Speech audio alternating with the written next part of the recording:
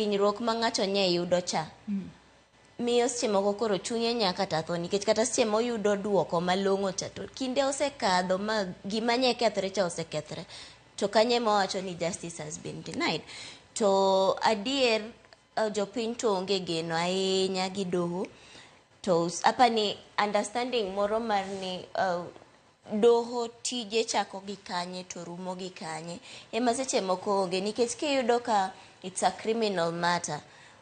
wasechwale doho ni ng'ama kama polis nyo oyudo otim kama ma oyudo polis no mosetere e doho podi waduogo ni polisi ema nyaka tim investigation eka tergi ni ka DPP to DPP koro ema chak chwalo makosa motimni eka koro doho winj kes bang'ade. Iyudo ka process ma waketo kani it's a bit too long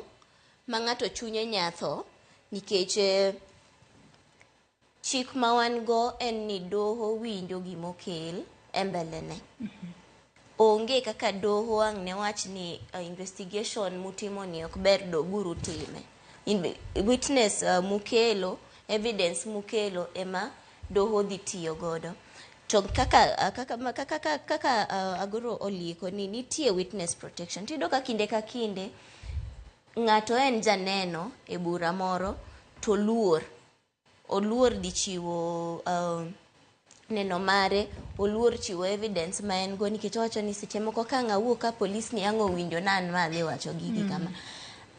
protection na ni kanye iyudo ka luoro moro mako ji to ng'ato tho kata olingi wachni moko okoduogo chiwe to kochope doho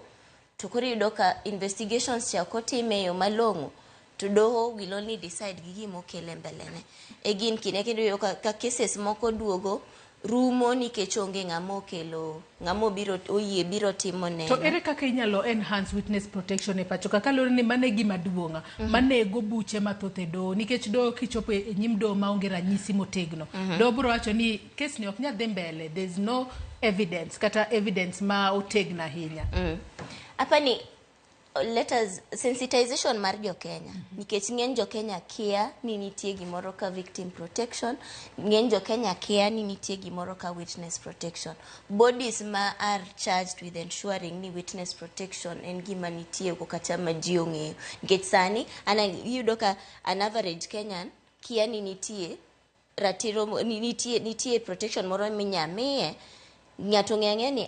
ka gimoro timre to igo report ka polis ibo luonga ta dhi andiko statement to ibo luonga chieng' moro adhi e doho tido ka wacho ni an aluoro kadwa dhi